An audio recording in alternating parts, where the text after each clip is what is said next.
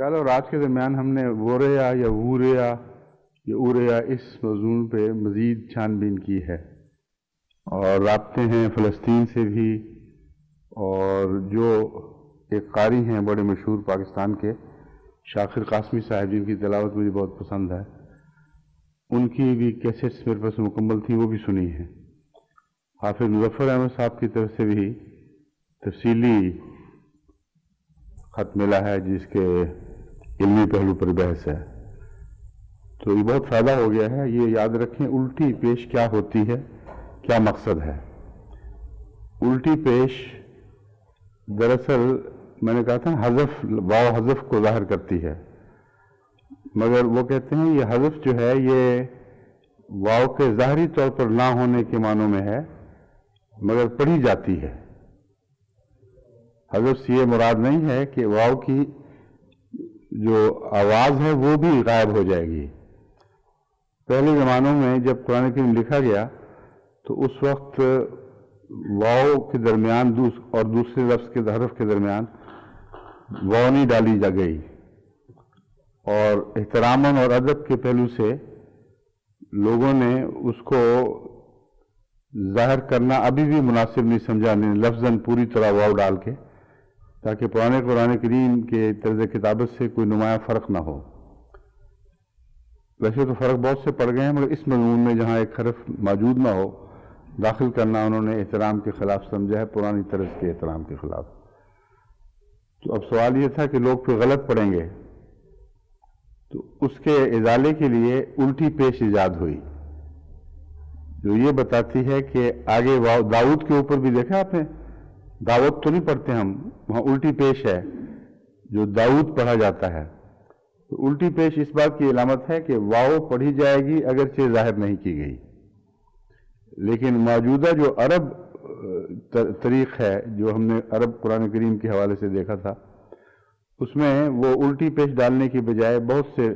یہ پسند کرتے ہیں کہ ایک چھوٹی سی واو بیچ میں ڈال دیں، تاکہ یہ پتہ لگے کہ پڑھتے وقت صوتی طور پر تم واو کو پڑھو، لیکن اصل میں یہاں موجود نہیں تھی۔ یہ ہے اس کی بحث الٹی پیش کی، اور اب امید ہے یہ بات سیدھی ہو گئی ہوگی الٹی پیش کی بحث میں۔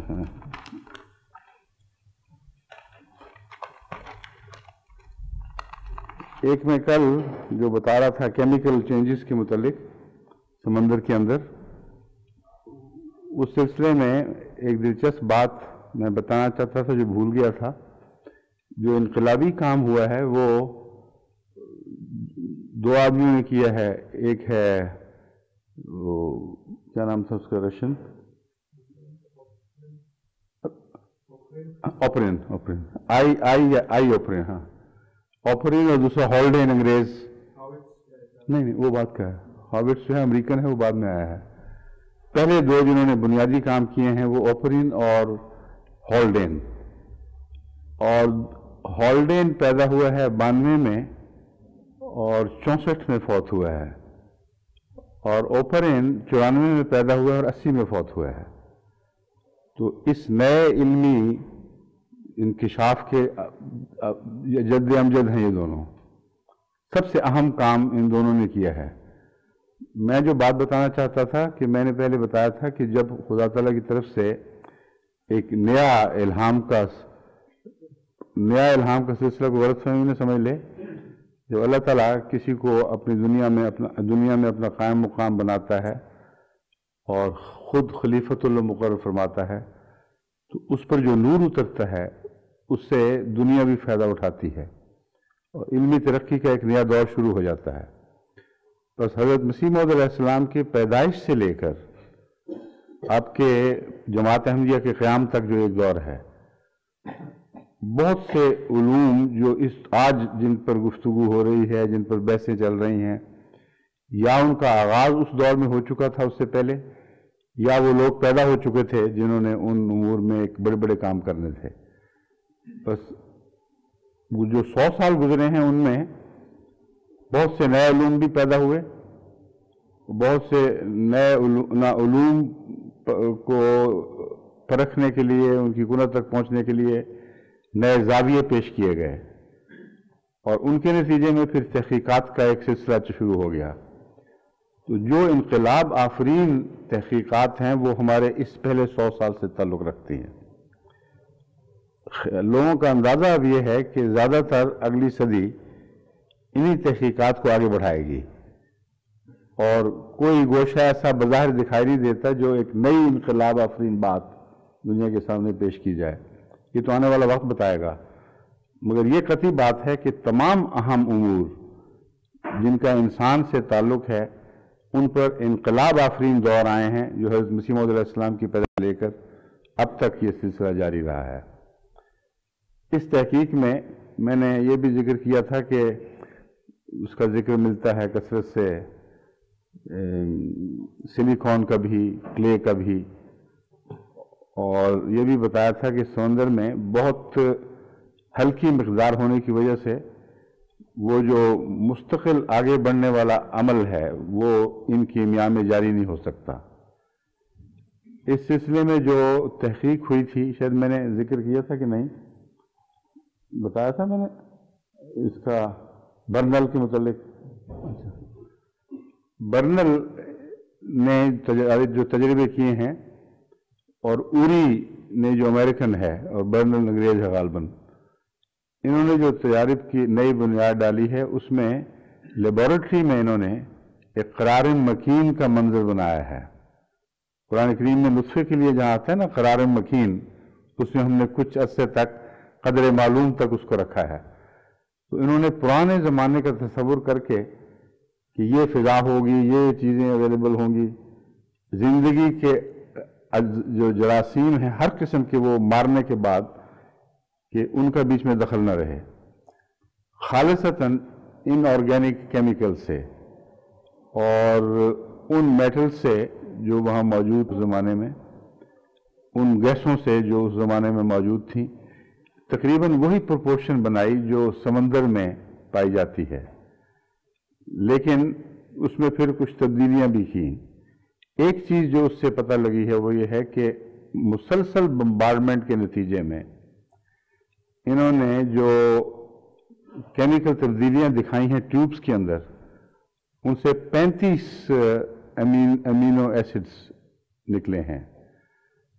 جو آگے زندگی کی اینٹیں بنانے میں مفید ثابت ہو سکتے تھے۔ لیکن ایک اور دلچسپ بات جو کل بیان کرنی بھول گیا تھا وہ یہ ہے کہ ایک نظریہ یہ بھی ہے کہ زندگی آسمان سے نازل ہوئی ہے، ان معنوں میں کہ زندگی کے اجزاء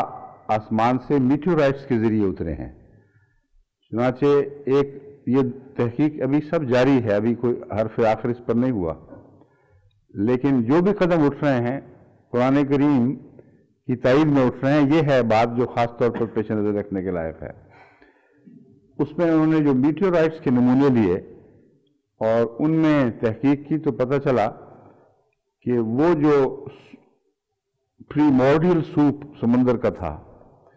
اس میں جو اجزاء انہوں نے اندازہ لگایا تھا کہ بجلی کے کوندوں سے خود بخود بن سکتے ہیں، وہ قریباً اسی نسبت سے آسمان سے گرنے والے پتھروں کے بعض پتھروں کے اندر موجود پائے گئے، لیکن ان کے اندر لیبارٹری سے تیار کردہ 35 امینو ایسڈز کے مقابل پر 52 امینو ایسڈز پائے گئے، یعنی اس کی بہت زیادہ مقدار میں پہلے ہی زندگی کے آثار باہر شروع ہو چکے ہیں کہیں۔ وہ کیمیکلز آگے بڑھی یا نہیں بڑھی اس میں تو ابھی سائنسدان کی رسائی نہیں ہے، مگر یہ کہتے ہیں کہ بعض ہو سکتا ہے وہاں سے مادہ اترا ہو اور کسی جگہ کنسنٹریٹڈ حالت میں پایا جائے۔ یہ ساری جو بحث ہے اس کو چھیڑنے کی وجہ وہ آیت بنی ہے جس کے متعلق میں نے ذکر کیا تھا کہ ہمیں مسنون کا بھی ذکر ملتا ہے اور جان کا بھی ذکر ملتا ہے۔ اللہ تعالیٰ فرماتا ہے وَلَقَدْ خَلَقْنَا الْإِنسَانَ مِنْ صَلْصَالٍ مِنْ حَمَإٍ مَسْنُونٍ، کل فخار کی بجائے من صلصال من حمإ مسنون والجان خلقناہ من قبل من نار السموم، اور جن کو ہم نے اس سے پہلے خلقناہ من قبل من نار السموم، آگ سے جو آگ کی تند ہوائیں ہیں ان سے پیدا کیا ہے۔ ناری ہواؤں سے پیدا کیا ہے یا سخت گرم ہواؤں کی آگ سے پیدا کیا ہے، یہ ترجمہ بنے گا۔ یہ جتنی بحثیں اٹھائی گئی ہیں اس میں یہ بھی ذکر ملتا ہے کہ بعض بیکٹیریا اس سے پہلے موجود تھے، جو برکس بنتی ہیں زندگی کی، ڈی این اے، وہ تو بہت کمپلیکیٹڈ، بہت زیادہ ترقی یافتہ صورت ہو جائے جب کیمیا کی تب بنتی ہیں۔ آغاز کی بحث صرف ہو رہی یہاں۔ آغاز کی بحث میں جب انہوں نے تحقیقات کی ہیں تو پتہ چلتا ہے کہ بعض بیکٹیریا جو آگ سے براہ راست گرمی لیتے تھے وہ پہلے سے موجود تھے، اور پری موڈیل سوپ جو سمندر میں تھا وہ اس وقت تک آگے ترقی کر ہی نہیں سکتا تھا جب تک گاڑا نہ ہو، کیونکہ وہی سائنسدان جس کا میں نے ذکر کیا برنل مثلاً، وہ کہتا ہے کہ یہ ریورسیبل پروسیس جاری رہے گا، اور اگر یہ جاری رہے تو یہ زیادہ امکان ہے کہ جو کچھ حاصل ہوا وہ ہاتھ سے جاتا رہے اور بھی ادنا درجے کی کیمیا پیدا ہونی شروع ہو جائیں، مگر کنسنٹریشن ضروری ہے۔ تو خدا تعالیٰ نے ہمیں مسنون میں کنسنٹریشن کا بتا دیا ہے کہ ہم نے جو پیدا کیا ہے وہ کنسنٹریٹڈ مادے سے پیدا کیا ہے۔ تو یہ جو نظریہ تھا نا کہ سمندر نے پانی اچھالا ہو، باہر کہیں کونے میں پڑا ہو، وہ رفتہ رفتہ پانی جذب ہو کر پانی اڑتا رہے تو کیمیا کی مقدار بڑھتی جائے گی اس پانی میں، خشک ہوتے ہوئے پانی میں وہ مقدار بڑھ سکتی ہے۔ پھر جو کیٹالیٹک ایجنٹ کے طور پر سلیکان کی ضرورت تھی وہ بھی موجود، کلے بھی وہاں موجود۔ تو جو پروسیس ہوا ہے وہ کسی خاص الگ جگہ میں جو محفوظ رہی ہے، اور یہ تصویر جو نطفے کی قرآن کریم نے کھینچی ہے اس سے بہت مشابہ ہے۔ اللہ تعالیٰ فرماتا ہے سلالہ کو ہم نے پھر قرار مکین میں رکھا ہے۔ آیت نکالیں ذرا، ایک ایسی جگہ جو محفوظ ایک طرف پڑی رہی ہے، کونا ایک ایسا جو جہاں امن رہا ہے، جہاں اور زیادہ ارد گرد کے حالات کے اثر نہیں پہنچتے تھے۔ تو وہ ظاہر بات ہے کہ وہ ماں کے پیٹ کی طرف اشارہ ہے، مگر ماں کے پیٹ میں جو کچھ ہو رہا ہے یہ چونکہ زندگی کے کروڑ سال کی تصویریں ہیں جو بنتی ہیں اندر، اور بڑی تیزی کے ساتھ بنتی چلی جاتی ہیں، اس لیے یہ جو اللہ تعالیٰ نے تصویر کھینچی ہے یہ اس موقع پر یاد آتی ہے کہ ایک قسم کا قرار مکین اس وقت بھی میسر آیا جب سمندر کے پانی میں ہلکی مقدار میں کیمیا کو کنسنٹریٹ کرنے کی خاطر سمندر کے پانی کو حکم ہوا ہے، اس نے اچھالا ہے ان کو ایک ایسی جگہ جو موزوں تھی، جہاں ضرورت کی دوسری چیزیں موجود تھیں، وہاں کنسنٹریشن ہوئی ہے، اور پھر جب وہ سوکھ گئی ہے مٹی تو پپڑیوں میں بدلی ہے۔ پپڑیوں کی سطح پر ایڈزارپشن کے نتیجے میں پھر اگلے کیمیکل پروسیس جاری ہوئے ہیں۔ تو یہ پورا مضمون اب میں امید ہے پورا تو نہیں، اس پہ تو تحقیق جاری، بہت کتابیں لکھی جا رہی ہیں، ہمارے سائنٹسٹ کو چاہیے اب اس موضوع میں آگے ایک قدم بڑھائیں۔ الم نخلقکم من ماء مہین، کیا ہم نے تمہیں ایک حقیر سے پانی سے، مہین جو انسگنیفیکنٹ ہو، اس میں کوئی قابل ذکر چیز نہ ہو، ایسے پانی سے پیدا نہیں کیا؟ اب مہین اس پتلے پانی کو بھی کہا جا سکتا ہے جو سمندر میں تھا اور انسگنیفیکنٹ تھا، کیونکہ واقعہ یہ ہے کہ ماں کے پیٹ میں نطفہ بننے کے بعد تو انسگنیفیکنٹ نہیں رہتا، مگر ایک پہلو سے رہتا ہے۔ انسانی آنکھ اس زمانے میں جو دیکھتی تھی اسے حقیر سا ذلیل سا پانی دیکھتی تھی، تو وہ درست ہے، لیکن اگر سائنٹیفک نظر سے دیکھا جائے تو وہ پانی انسگنیفیکنٹ نہیں ہے، وہ بہت ہی پیچ در پیچ سائنسی کرشموں کا نتیجہ ہے، ایسے سائنسی کرشمے جنہیں بہت زیادہ باریکیاں پائی جاتی ہیں۔ یہاں فرمایا ہے الم نخلقکم من ماء مہین، اس آیت میں نطفے کا ذکر نہیں ہے، صرف ماء مہین کہہ کے فرمایا فجعلناہ فی قرار مکین الی قدر معلوم۔ ایک خاص قدر معلوم تک جو تقدیر مقررہ تھی ہم نے اس کو ایک محفوظ کونے میں ایک جگہ رکھا ہے، اور قدر بتاتی ہے کہ اس میں تبدیلیاں مراد ہیں، کیونکہ قدر کے مضمون میں تقدیر کے ذریعے تبدیلیاں پیدا کرنا اور نئی اس کو خلقت عطا کرنا اس میں شامل ہے۔ اگلی آیت بھی اسی طرف اشارہ فرما رہی ہے، فقدرنا فنعم القادرون، ہم نے پھر اس کو قدر کیا، فنعم القادرون، کیا ہی حیرت انگیز تبدیلیاں پیدا کرنے والے ہیں ہم۔ یعنی یہ آیات عام معنوں میں تو لطفے پر چسپاں ہوتی ہیں، دوسری جگہ اس سے ملتی جلتی آیت اسی مضمون کی آگے موجود ہے، ہاں لیکن ضرورت نہیں اب۔ لیکن میں یہ بتا رہا ہوں کہ ان آیتوں کو پڑھیں تو اس زمانے کا انسان تو نہیں سمجھ سکتا ہوگا کہ کیا ہو رہا ہے، لیکن بین ہی اس مضمون پر صادق آ رہی ہیں جو ہمارے زیر بحث ہے۔ اور تو نہیں کوئی بات رہ گئی؟ ہاں وہ جنی والا مسئلہ بھی ہے۔ ایک تو یہ بات مجھے بہت پسند آئی تھی ان کی بات، دو باتیں جو بھی دو تین باتیں تھیں، یہ جنی صاحب ماشاءاللہ بڑے زیرک انسان معلوم ہوتے ہیں، اور اسی لیے میں نے کہا تھا یہ قصہ کیا ہے، جنی کون ہے، پہلے زیادہ ذکر نہیں سنا تھا ان کا۔ تو مول دوستوں صاحب نے لکھا ہے کہ یہ حضرت مسلم ماؤد نے 6 جون 1922 کو مجلس عرفان کے دوران علامہ جنی ابن جنی کی بہت تعریف فرمائی تھی، تو حضرت مسلم ماؤد کو بھی پسند تھے۔ ابن جنی کی کتاب خصائص آپ نے فرمایا،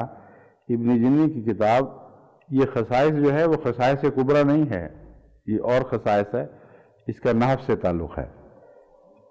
خصائص بڑی لطیف کتاب ہے، اور آداب اللغت العربیہ میں بہت ہی اعلیٰ درجے کی کتاب ہے، اس کے مصنف نے عربی زبان اور دین کی بڑی خدمت کی ہے۔ تو یہ تو ہیں علامہ ابن جنی، لیکن جن کا نہیں پتہ لگا کہ کہاں سے آیا ہے وہ۔ ایک انہوں نے تحقیق کی ہے، ہمارے پریس سیکرٹری صاحب نے، منیر احمد صاحب نے، منیر جاوید صاحب نے،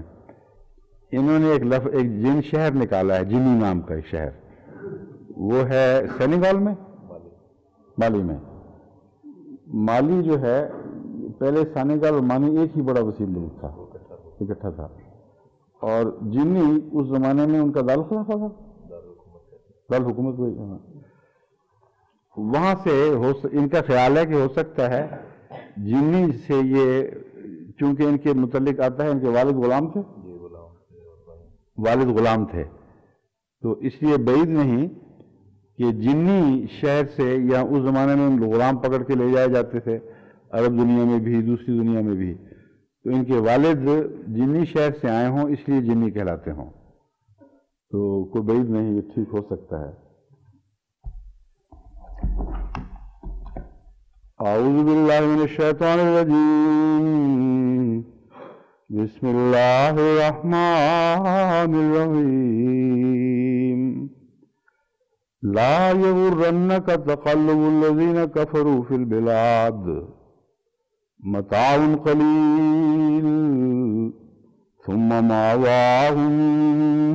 جہنم وبئس المہاد۔ جو لوگ کافر ہوئے تجھے ان کا شہروں میں پھرنا، آزادانہ پھرنا، تقلب، دھوکے میں نہ ڈال دے۔ متاع قلیل ایک تھوڑی سی متاع ہے، عارضی فائدے کی چیزیں ہیں۔ ثم مأواہم جہنم، پھر ان کا آخری ٹھکانہ جہنم ہوگا، اور بہت ہی برا ٹھکانہ ہے۔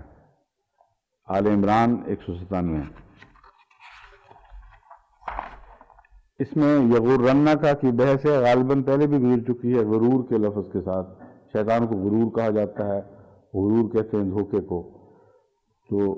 دھوکے میں نہ ڈال دے تجھے یہ بات، یعنی غلط نتیجہ نہ نکال بیٹھو، یہ مراد ہے۔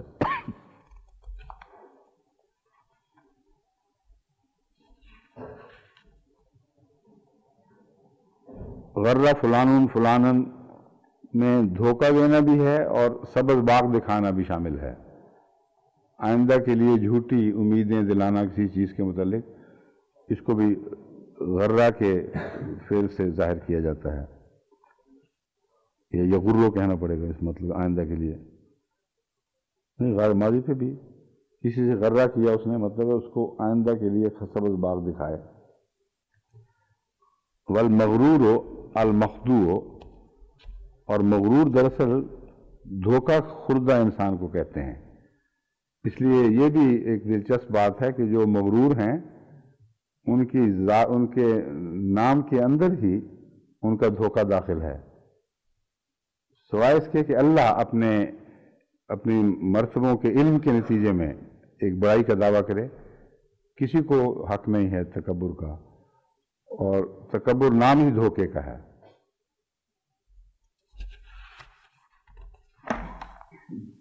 تقلب قلب الشیء تصریفہ و صرفہ عن وجہ الی وجہ، ایک چیز سے دوسری چیز، ایک حالت سے دوسری حالت میں بدلنا، ایک صورت سے دوسری صورت میں تبدیل ہونا، اس کو تقلب کہتے ہیں۔ الانقلاب والانصراف ہو، یعنی پھر جانا، واپس ہو جانا، جیسا کہ انقلبتم علی اعقابکم آتا ہے، انقلبتم علی اعقابکم کو چونکہ پہلے آیت میں جب پڑھا جاتا ہے تو انقلبتم کی آواز نکلتی ہے، اس نے الف کے نیچے زیر ڈالی ہوئی ہے۔ تقلیب الشیء تغییرہ من حال الی حال،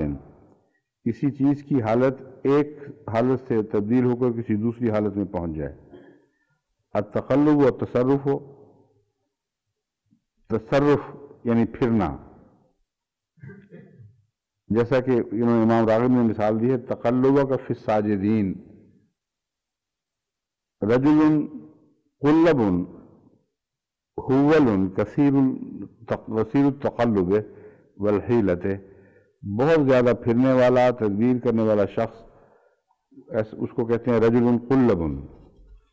یعنی بہت ہی وہ پھرتا ہے، بہت تدبیریں کرتا ہے، مفردات راغب۔ تقلب قلبہ یقلب قلبا حولہ عن وجہہ، اس کی حالت تبدیل کر دی۔ قلب الردا، چادر الٹ دی۔ قلب الارض، کھیت زمین میں ہل چلائے اور الٹ پلٹ کر دیا اس کو۔ تقلب الشیء تحول عن وجہہ، اس کی حالت غیر کر دی، تبدیل کر دی، ہو کر دی نہیں ہوگی یہاں تو یہ تقلبہ جو ہے لفعل، اس میں ہونے کا معنی پایا جاتا ہے، اور تحولہ میں تبدیل ہو گئی، کسی کی حالت تبدیل ہو گئی، حالت غیر ہو گئی، دونوں جگہ لفظ تقلبہ آئے گا۔ وہ شے تقلب کر گئی، تحول عن وجہہ، تقلب عن فراشہ، وہ پہلو بدلتا رہا، علی فراش، اپنے بستر پر پہلو بدلتا ہے، اس کو بھی تقلب کہتے ہیں۔ ہوا یہ تقلب فی اعمال السلطان، امور سلطانیہ کے بجاوری میں وہ بہت دوڑتا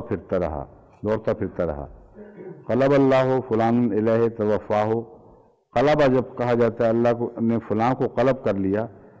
تو مراد ہے اس کو وفات دے دی۔ یہ باقی ساری صورتیں قرآن کریم کے حوالے میں سے پیش کی گئی ہیں، غریب القرآن نے یہ سب حوالے اکٹھے کیے ہیں، ان کی تفصیل میں جانے کی ضرورت نہیں ہے۔ قد نرا تقلب وجہ کا فی السماء بھی دیا ہوا ہے، اور دوسرا تتقلب فیہ القلوب والابصار یقلب اللہ اللیل والنہار، مراد ان سب آیات سے جن میں تقلب کا لفظ پایا جاتا ہے یا قلب کا، وہی بنیادی معنی یہ آیت اپنے اندر سمیٹے ہوئے ہیں کہ کسی کا الٹ پلٹ ہونا، بدلنا، چلنا پھرنا، متحرک ہونا، کاموں میں مصروف ہونا، اور حالت غیر ہو جانا، تکلیف محسوس کرنا،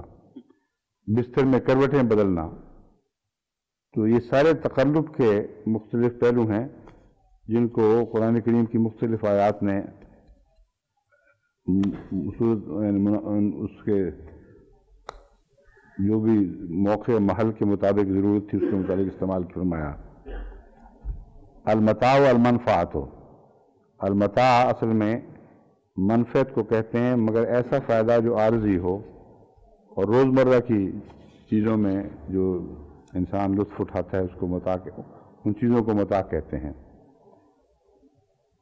مگر سونا چاندی وغیرہ کو متاع نہیں کہا جاتا، پہلے میں بیان کر چکا ہوں۔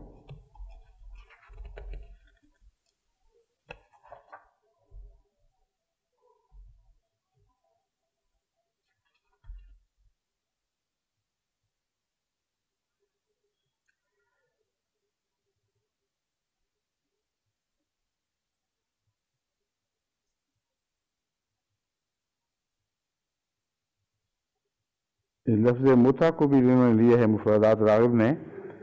مگر شیعہ مفہوم کے مطابق نہیں۔ یہ روشنی ڈالی ہے کہ لفظ متع کا جو لفظ آتا ہے کہیں کہیں اس کا کیا معنی ہے اصل میں۔ متع اس مال کو کہتے ہیں جو باقاعدہ شادی شدہ عورت کو طلاق دے کر اس کی جو عدت کا زمانہ ہے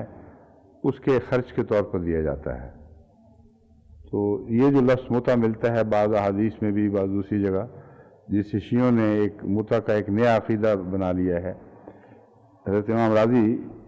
لفظ متاع کے اندر اس کا ذکر اس طرح کر دیتے ہیں، امام راغب راضی نے امام راغب، کہ وہ مسئلہ بھی ساتھ ہی حل ہو جاتا ہے۔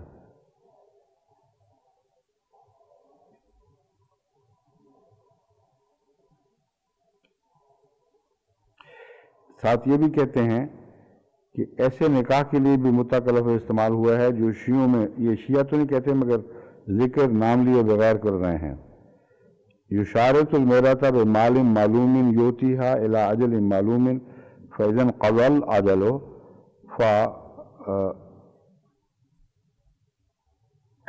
فارقها من غیر طلاق، کہتے ہیں یہ جو چلا ہے سلسلہ، اس کے لیے بھی متع کا لفظ استعمال ہوتا ہے کہ کسی عورت سے یہ طے کر لیا جائے کہ فلاں مدت تک کے لیے میں نکاح کرتا ہوں، اور معین مدت جب وہ گزر جائے تو جو حق مہر کے کا عذر رکھ کر جو رقم بھی طے کی جائے وہ دے دی جائے، اور اس صورت میں طلاق نہیں ہوگی بلکہ اس کو چھوڑ دینا ہی، مدت کا اپنے انجام کو پہنچ جانا ہی اس معاہدے کے اختتام کا اعلان ہوگا۔ یہ دراصل شیعہ متع کی تعریف ہے جو امام راغب نے فرمائی ہے۔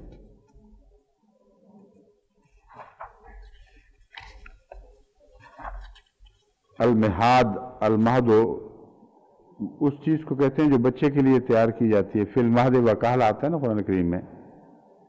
فی المہد سبیہ بھی ہے، المہد والمہاد والمکان الممہد المعطع، ہموار اور تیار کی گئی جگہ کو مہد کہتے ہیں، جیسا کہ قرآن کریم نے آج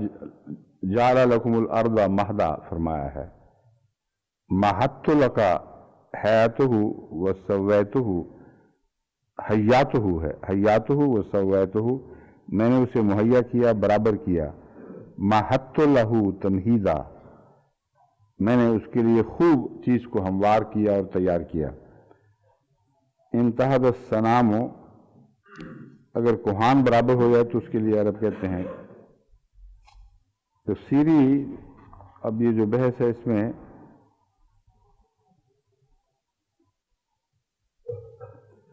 عام طور پر یہ بحث اٹھی ہے تمام تفاسیر میں کہ کیا مراد ہے، کون کافر ہیں جن کے متعلق یہ ذکر ملتا ہے، کافر ہیں، مشرک ہیں، کون لوگ ہیں۔ بہت سے مفسرین یہود کا ذکر کرتے ہیں معین طور پہ، کہتے ہیں یہود مال دولت والے تھے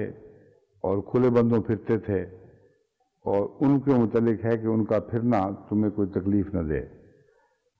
اور بعض کہتے ہیں کفار مکہ تاجر لوگ تھے، وہ بڑی آزادی کے ساتھ تجارتیں کرتے پھرتے تھے، اور اس سے مسلمانوں کو تکلیف پہنچتی تھی کہ یہ تو دشمن دین بھی ہیں، دشمن خدا بھی ہیں، پھر بھی ان کو یہ آزادانہ تجارتوں کے موقع مل رہے ہیں اور یہ فائدے اٹھا رہے ہیں۔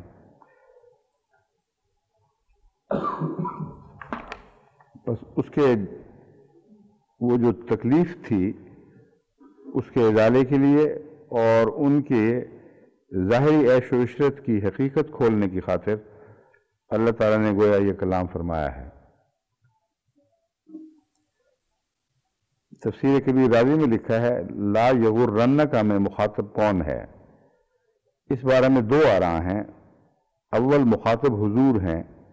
اور مراد امت ہے۔ یہ بھی ایک بحث اٹھی ہے جو بڑی اہم ہے۔ بعض لکھتے ہیں کہ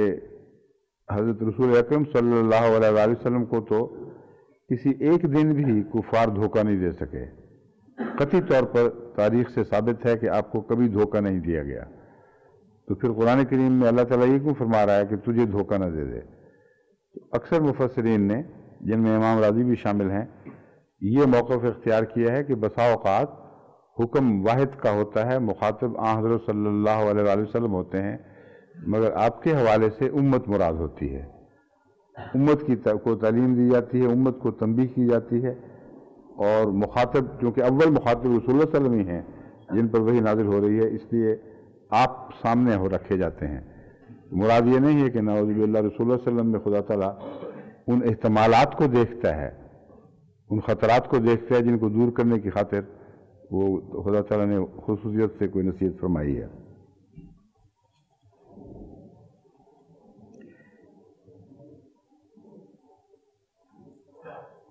ایک موقف امام راضی نے یہ بیان کیا ہے کہ قتادہ کہتے ہیں کہ دراصل رسول اللہ صلی اللہ علیہ وآلہ وسلم اس لیے دھوکے سے بچے تھے کہ اس قسم کی آیات کثرت سے نازل ہوتی تھیں جہاں کفار سے متنبع کیا جاتا تھا۔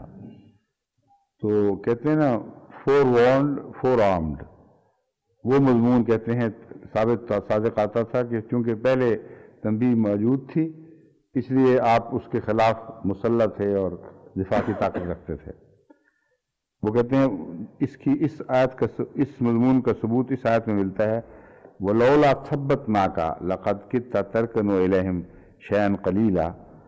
کہ اگر ہم تجھے تیری تثبیت نہ کرتے، تجھے ثبات قدم عطا نہ فرماتے اور تجھے سنبھالتے نہ، تو ہو سکتا ہے کہ تو کچھ نہ کچھ رفتہ رفتہ ان کے موقف کی طرف سرکتا جاتا، بس اللہ تعالیٰ نے تجھے ہمیشہ سنبھالے رکھا ہے۔ اس آیت کا یہ ترجمہ یہ کرنا کہ تنبیہیں دے کر کے سنبھالا ہے، میرے نزدیک درست نہیں ہے، کیونکہ ثبت نامے وہ آسمان سے جو ثبات قدم اترتا ہے، وہ اپنے موقف پر پوری طرح قائم رہنے کے لیے جو دلوں کو قوت عطا ہوتی ہے وہ مراد ہے، وارننگ نہیں ہے۔ تو وہاں وارننگز کی بحث ہے، اس کی تائید میں یہ آیت پیش کرنا درست نہیں ہے۔ آن حضرت صلی اللہ علیہ وآلہ وسلم کے لیے جو دھوکے سے مقابلہ ہے اس میں ثبات کا کوئی دخل ہی نہیں ہے۔ غور کر کے آپ دیکھیں کہ دھوکے کا تعلق فراست سے ہے، ثبات قدم سے نہیں ہے،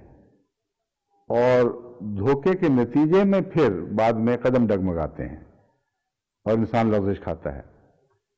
تو یہ آیت ہے، یہ ثبات قدم سے تعلق رکھنے والی آیت ہے۔ دھوکے کا جواب یہ ہے کہ اللہ تعالیٰ نے آن حضرت صلی اللہ علیہ وآلہ وسلم کو وہ نور عطا فرمایا تھا جو خوب اچھی طرح لوگوں کو پہچانتا تھا،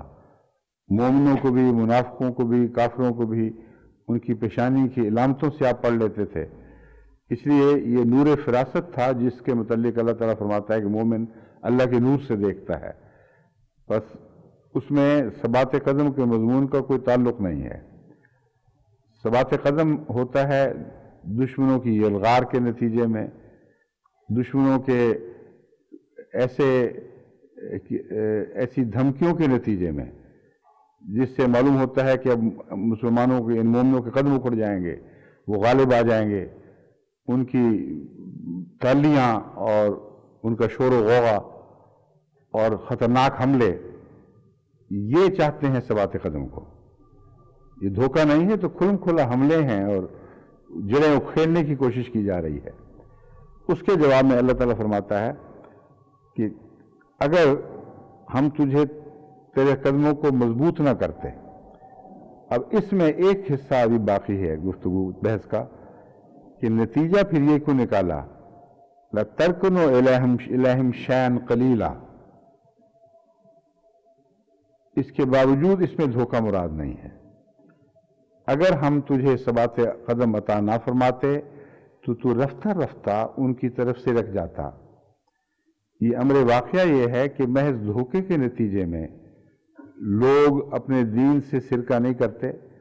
بلکہ غیر معمولی روب میں آ کر خوف زدہ ہو کر بھی لوگ رفتہ رفتہ اپنے دینی موقف سے سرکنے لگتے ہیں۔ ہم نے پاکستان میں کئی جگہ دیکھا ہے وہ جماعتیں جہاں تربیت پوری نہیں تھی، جہاں کئی لحاظ سے بعض کمزوریاں پہلے ہی پائی جاتی تھیں، کئی لوگ تھے جو نہ کبھی چندوں میں نہ روزمرہ کی تنظیموں میں، اور اکثر مرتد ہونے والے بے نمازی تو تھے ہی۔ مرتدوں کی تعداد زیادہ نہیں ہے، مگر جتنی بھی ہے سارے عرصے میں اگر 1000 بھی آپ کہہ لیں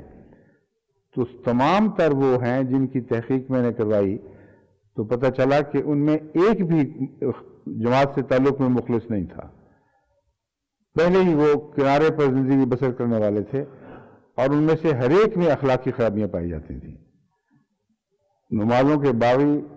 چندے کبھی ادا نہیں کیے، دھوکے بازیوں میں ملوث، کئی قسم کی شرارتیں۔ جب دباؤ ان پر پڑا ہے تو یہ سرکنے کے لیے تیار بیٹھے تھے، پھر سرک کے ان کی طرف جا ملے، کیونکہ اس وقت ان کا اصل ظاہر ہو گیا کہ ہم تو دنیا دار لوگ ہیں، خام خواہ ایک دیندار جماعت کا لبادہ اڑا ہوا ہے۔ اب یہ بھی بڑی دلچسپ بات ہے کہ ایسے لوگ ان کے پاس جاتے ہیں جن کو اللہ ثبات قدم عطا فرماتا ہی نہیں، جن کو عطا فرمائے وہ سرک ہی نہیں سکتے،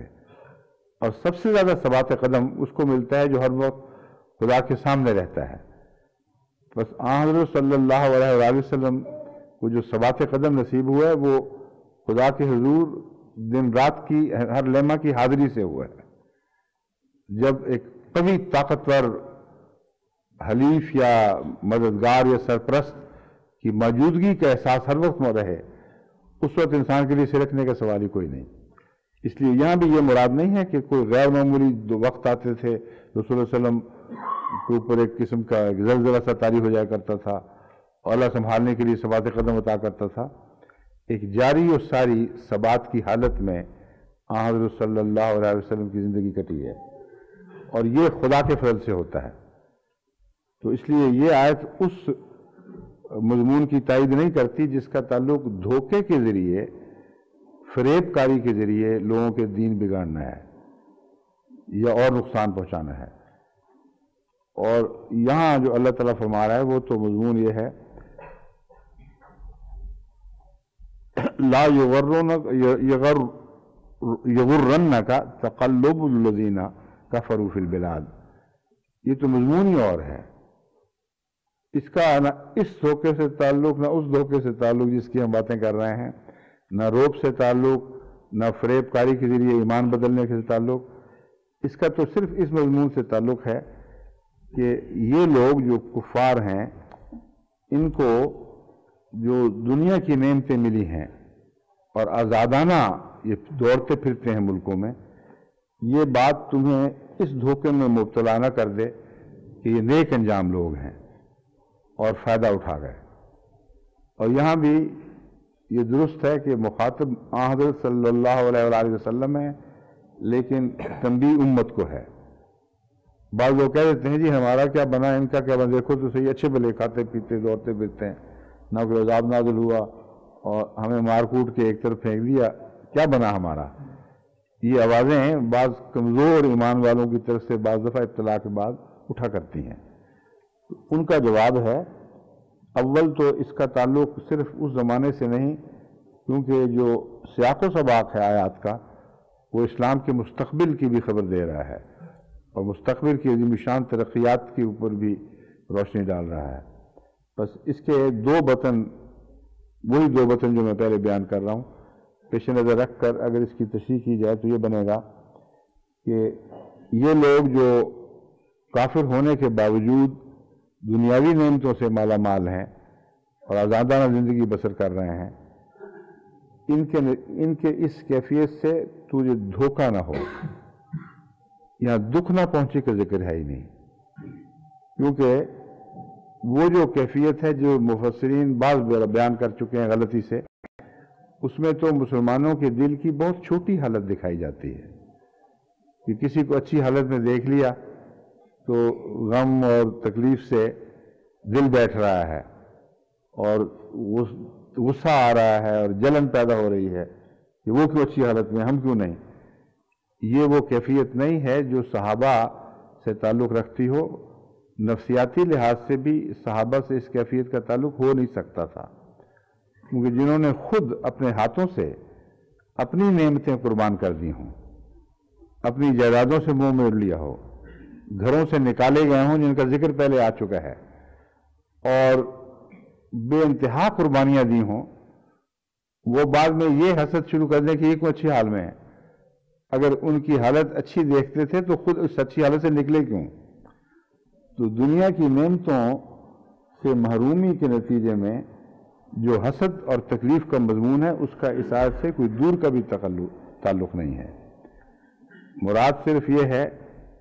اسلام کے نیک انجام اور ان کے بد انجام کی بحث تھی۔ یہ نظر نہ آئے تجھے کہ یہ اسکاٹ فری ہو گئے ہیں یہ لوگ، یعنی ہر قسم کی باز پرس سے بالا اور اس سے بچ کر آرام سے زندگیاں بسر کر رہے ہیں، اور جو انقلاب ہم چاہتے تھے ہم نے آنکھوں سے نہیں دیکھا۔ یہ مراد ہے، اس میں حسد کا کوئی سوال نہیں۔ اس کا جواب میں ہے متاع قلیل، یہ تو تھوڑا سا فائدہ ہے، اور دشمن کو اتنا فائدہ بھی نہیں لینے دو گے۔ یہ تو اگر ایسا ہو تو اس میں دل کو بڑھانے کے لیے اور دل میں مزید وسعت پیدا کرنے کے لیے ایک مضمون ہے۔ فرمایا کہ ان کا تمہارا انجام تو ہم نے بتا دیا ہے، جنت ہے اور دائمی طور پر وہاں تم زندگی کی ہر مزے لوٹو گے، اور ان کا انجام ہم تمہیں یہ بتا رہے ہیں کہ یہ تھوڑی سی زندگی ہے۔ تو اس دنیا میں تھوڑی سی زندگی کے مزے بھی ان سے چھیننے کا سوال نہیں ہونا چاہیے، کرنے دو ان کو۔ آخر ان کا انجام جہنم ہے جو دائمی طور پر ایک سزا کی کیفیت ہے، تو حالت ان کی قابل رحم ہے ہر پہلو سے، نہ قابل رشک ہے نہ قابل فکر ہے۔ قابل فکر ان کے لیے ہونی چاہیے، تمہارے لیے نہیں ہے، کیونکہ ان کا عارضی انجام جو ہے وہ ان کے لیے مزید دکھ کا موجب بنے گا۔ وجہ یہ ہے کہ اگر اس دنیا میں بھی روتے پیٹتے کٹی ہو اور آخرت میں بھی، تو موازنہ اتنا نہیں ہوتا۔ ایک آدمی جو بیچارہ پہلے بھی غریب تھا، بعد میں بھی غریب رہا، اگلی نسلیں بھی غریب رہیں، ان کو وہ تکلیف نہیں ہوتی جو ایک اچھے کھاتے پیتے گھر کے حالات بگڑنے کے نتیجے میں اگلی نسل کو ہوتی ہے۔ وہ موازنہ کرتے رہتے ہیں، یہ تھا ہمارے پاس، یہ تھا ہمارے پاس، یہ تھا، اب یہ بھی نہیں، وہ بھی نہیں، وہ بھی نہیں۔ تو یہ جو موازنہ ہے یہ بھی ایک سزا ہے۔ اس لیے اللہ تعالیٰ نے اس کا یہ جو میں بات بیان کر رہا ہوں، یہ قرآن کریم سے ثابت ہے، یہ میں کوئی فرضی بات منسوب نہیں کر رہا۔ قرآن کریم جہنم میں داخل کرتے وقت فرماتا ہے ذُقْ اِنَّکَ أَنْتَ الْعَزِیزُ الْکَرِیم، اب چکھ اس مزے کو، تو تو بڑا معزز، بہت ہی نعمتوں میں پلا ہوا اور بڑی عزتوں والا انسان ہے۔ تو یاد کر رہا ہے کہ وہ عارضی زندگی جس کی خاطر تو نے اس دنیا کو تج دیا، اس دنیا کو اپنے ہاتھوں سے کھو دیا، وہ یہ تھی، اب تمہاری کریمی اور تمہاری عزت ساری کہاں گئی؟ تو یہ جو موازنہ ہے یہ عذاب کو اور زیادہ تیز کر دیتا ہے۔ بس متاع قلیل ہے، اس کے بعد تم اس متاع قلیل سے بھی ان کو محروم دیکھنا چاہتے ہو، جبکہ وہ دراصل عذاب ہی کا حصہ ہے، اور عذاب میں اضافے کا موجب بنے گی، نہ کہ اس خیال سے عذاب میں کمی آئے گی۔ اب وہ لوگ جو اچھے حال سے برے حال میں جاتے ہیں، ان کے اچھے حال کی یادیں ان کو کوئی بھی فائدہ نہیں پہنچاتی، روتے رہتے ہیں اور تکلیف بڑھتی ہے۔ جو برے حال سے اچھے حال میں جاتے ہیں ان کی موجیں ہی موجیں ہوتی ہیں، وہ یاد کرتے ہیں ہنستے ہوئے، کبھی ہمارا یہ حال تھا، ہمیں 2 وقت کی روٹی میسر نہیں تھی، یہ حال تھا، ہم لفٹوں کے لیے انگلیاں اٹھاتے پھرتے تھے، اور اب خدا نے کھانے دیے، گھر دیے، موٹریں عطا کی وغیرہ وغیرہ، تو وہ بات کی تبدیلی ان کے حالات کو اور زیادہ اچھا بنا کے دکھاتی ہے۔ تو اس لیے یہ وہ موازنے ہیں جو اس میں پیش نظر ہیں۔ دوسرا بطن اس کا یہ ہے کہ آئندہ زمانے کی خوشخبریاں ہیں۔ اللہ تعالیٰ فرماتا ہے یہ لوگ جو دوڑتے پھریں گے اور کامیابیاں حاصل کریں گے، شہروں میں اور ملکوں میں ان کی آزادانہ جد و جہد اور زمین دنیا پہ قبضے کرنا، یہ تجھے تکلیف نہ پہنچائے، کسی قسم کا یعنی غلط فہمی میں مبتلا نہ کرے۔ وجہ اس کی یہ ہے کہ حضرت صلی اللہ علیہ وسلم کو قرآن کریم ہی میں ان قوموں کے عروج کی خبریں دی گئی تھیں، اور بڑی وضاحت کے ساتھ دی گئی تھیں، یہاں تک کہ یاجوج ماجوج کی شکل میں ان کو موج در موج تمام دنیا پر قابض دکھایا گیا۔ تو ایسی حالت میں کہیں یہ غلط فہمی نہ ہو کہ اس دنیا میں بھی یہ اس حالت میں یعنی ان کا انجام آخری غلبے کا انجام ہے، یہ غلط فہمی دور کرو، کیونکہ آخری غلبے کا انجام صرف اسلام کے لیے مقدر میں ہے، اور دین محمد مصطفیٰ صلی اللہ علیہ وسلم کے آخری غلبے کی راہ میں یہ کوشش، یہ ان کی ترقیات ہرگز روک نہیں بنے گی، اور جب یہ ختم ہوں گی تو متاع قلیل دکھائی دیں گی، اور دنیا میں بھی ان کے لیے بعد میں ایک جہنم کا سا منظر ہوگا۔ تو واقعہ یہ ہے کہ وہ قومیں جنہوں نے بہت ترقیات کی ہیں،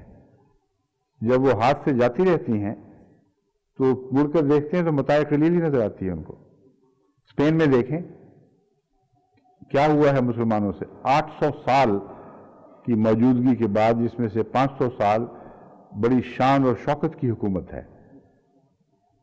اس عرصے کے بعد جب وہ گیا ہاتھ سے تو اب جا کے دیکھیں متاع قلیل کے سوا کچھ دکھائی نہیں دیتا، نہیں تو آنن فانن آیا اور گیا، اور جو موجود ہیں وہ اب زنزناتے پھرتے ہیں۔ تو یہ کیفیت آخری مقابلے میں اس طرح نہیں ہوگی، یہ خوشخبری دی جا رہی ہے۔ آخری مقابلے میں اسلام بہرحال غالب آئے گا، اور یہ جو عارضی ان کے غلبے ہیں دنیا پر، جو دنیا داریوں کے، یہ سب ختم کر دیے جائیں گے۔ اور جہنم کا لفظ دنیا کی حالت پر بھی اطلاق پاتا ہے، اس لیے یہ ترجمہ کرنا غلط نہیں ہے، دنیا میں بھی جہنم نصیب ہوا کرتی ہے۔ اگلی آیت۔ اب ہمارے پرائیویٹ سیکرٹری صاحب کا ایک مشورہ تھا کہ اس سورت کو اسی رمضان میں ختم کرنے کے آثار بظاہر دکھائی نہیں دے رہے، اب اس لیے کیوں نہ کل کے درس کو بھی اسی سورت کے درس میں شامل کر لیا جائے، اور اسی رمضان میں اس کو ختم کرنے کی کوشش کی جائے۔ نہ صرف یہ ہمارے ہاں کہتے ہیں، کوئی بات کہتے ہیں حکیم نے کہا تمہیں، حکیم سے مراد ایک حکمت والے کا بھی ہے۔ تو میں پوچھنا چاہتا ہوں کہ کس حکمت والے نے آپ کو مشورہ دیا ہے کہ لازم ہے کہ ضرور اسی رمضان میں ہم اس سورت کو ختم کریں؟ کوئی تو بڑی پیاری سورت ہے، چلنے دیں جتنا چلتی ہے، یا ہماری سورت تو چلتی رہے گی، ہماری کوشش جتنا اس کا ساتھ دے سکتی ہے ہمیں چلتے رہنا چاہیے، اور کل کے مضمون کو بدلنا نہیں چاہیے، کیونکہ کل مجھے یقین یہ جو آیات ہیں باقی مجھے خیال ہے کہ ایک درس میں تو ویسے ہی ختم نہیں ہو سکتی، یہ بحث ختم ہو ہی نہیں سکتی، اس لیے جو باقی ہے انشاءاللہ وہ اگلے سال سے ہی اللہ تعالیٰ سے نیک توقعات رکھتے ہیں۔ اس آیت کی تلاوت تو نہیں کی میں نے سے؟ اعوذ باللہ من الشیطان الرجیم، بسم اللہ الرحمن الرحیم۔ تعوذ کی دوبارہ ضرورت تو نہیں ہوتی، مگر وقفہ چونکہ پڑ جاتا ہے اس لیے حرج بھی کوئی نہیں۔ اعوذ باللہ من الشیطان الرجیم، بسم اللہ الرحمن الرحیم۔ لیکن الذین اتقوا ربهم لهم جنات تجری من تحتها الانہار خالدین فیہا نزلا نزلا من عند اللہ وما عند اللہ خیر للابرار۔ میں نے بسم اللہ کی تلاوت کی ہے، میں اکثر یہ کرتا ہوں، غلط فہمی میں دور کر دوں کہ بسم اللہ تو قرآن کریم کی ہر سورت کے شروع میں ہے سوائے سورہ توبہ کے۔ تو حضرت مسلم موعود کا بھی یہی موقف تھا کہ جہاں بسم اللہ درج نہ ہو وہاں اس کو پڑھنے کی ضرورت نہیں، تعوذ کرو اور قرآن کریم کی جس آیت سے شروع کیا ہے بغیر بسم اللہ پڑھے اس کو پڑھنا شروع کر دو۔ اور عام طور پر عربوں میں بھی یہی طریق ہے، ہمارے علمی شافی صاحب بھی جب پڑھتے ہیں تو وہ بغیر بسم اللہ کے پڑھتے ہیں، لیکن میں بسم اللہ اس لیے پڑھتا ہوں کہ میرے نزدیک ہر سورت کا عنوان ہے جس کا ہر آیت سے تعلق ہے، اور وہ غالب ہے اس کا مضمون ہر آیت اور اس کے ہر حصے پر، کیونکہ رحمان اور رحیم کی اسماء جو ہیں یہ مائیں ہیں ہر دوسری صفات کی، ہر دوسرے تمام اسماء کی۔ دوسرا، قرآن رسول اللہ صلی اللہ علیہ وسلم نے ویسے نصیحت فرمائی ہے کہ ہر چیز سے پہلے بسم اللہ پڑھ لیا کرو، تو قرآن کریم کے اندر داخل کے طور پر نہ صحیح، اس تبرک کے طور پر کہ بسم اللہ پڑھنا ہر کام میں جب اچھا ہے تو اس میں بھی کیا حرج ہے۔ اس لیے میں یہ وجہ ہے کہ جو میں بسم اللہ پڑھتا ہوں، لیکن اگر کوئی نہ پڑھے تو اعتراض کوئی نہیں۔ حضرت مسلم موعود مجھے جہاں تک یاد ہے کبھی کبھی پڑھا کرتے تھے، لیکن بات کا جو مسلسل طریق ہے بڑی عمر میں جو ثابت ہے وہ یہی تھا کہ قرآن کریم کی عام تلاوت میں جب تک آغاز نہ ہو سورت کا آپ بسم اللہ نہیں پڑھا کرتے تھے۔ لیکن الذین اتقوا ربہم لہم جنات تجری من تحتہا الانہار، لیکن جن لوگوں نے اپنے رب کا تقوی اختیار کیا ہے، لہم جنات تجری من تحتہا الانہار، ان کے لیے ایسے باغات ہیں جن کے دامن میں، نیچے سے مراد باغوں کے نیچے تو انڈر گراؤنڈ پانی مراد نہیں ہے، کیونکہ یہ خطرناک چیز ہے، میں اس لیے اس کا ترجمہ ان کے دامن میں کہتا ہوں۔ تحتا کے لفظ کے نیچے دامن بھی آتا ہے، کیونکہ جو سب سوائل واٹر ٹیبل اونچی ہو جائے تو درختوں کی جڑوں کو کھا جاتی ہے، اس لیے اگر وہ معنی لیا جائے کہ ایسے جنات ہیں جن کے نیچے، ان کی سطح کے بالکل نیچے پانی بہہ رہا ہے، تو یہ بہت خطرناک چیز ہے، اس سے تو ساری جنات اجڑ جائیں گی۔ اس لیے جنات کے دامن میں نہریں بہتی ہیں اور سب سوائل واٹر مراد نہیں ہے۔ تو ایسے باغات ہیں جن کے دامن میں ہمیشہ نہریں بہتی ہیں، خالدین فیہا، وہ بھی اس میں ہمیشہ رہیں گے۔ نزلا من عند اللہ، وہ اللہ تعالیٰ کی طرف سے مہمانی ہے، یہ ان کی مہمان نوازی ہے۔ وما عند اللہ خیر للابرار، اور اللہ کے پاس جو کچھ بھی ہے وہ ابرار کے لیے بہت اچھی چیز ہے۔ اس میں جو لغت کی بحث اٹھائی گئی ہے، پہلے لفظ نزل ہے، النزول فی الاصل ہوا انحطاط من علو، کہتے ہیں امام راغب فرماتے ہیں کہ نزول دراصل تو بلندی سے کسی چیز کے اترنے کو کہتے ہیں، جیسے نزل عن دابت ہی، سواری سے بھی کوئی اترے تو اسے کہتے ہیں یہ نزل کیا ہے، اس نے نزول کیا ہے۔ ان نزل ما یعد للنازل من الزاد، لیکن نزل اس ذات کو یعنی اس خاطر مزارات کو کہتے ہیں جو مہمان کے سامنے پیش کی جائے، اسے نزل کہتے ہیں۔ جیسے فرمایا فلہم جنات الماوا نزلا، اور پھر دوسری آیت میں نزلا من عند اللہ، نزلا من غفور الرحیم، یہ آیتیں ہم اکثر تلاوت کرتے ہیں۔ ذالک خیر نزلا ام شجرۃ الزقوم۔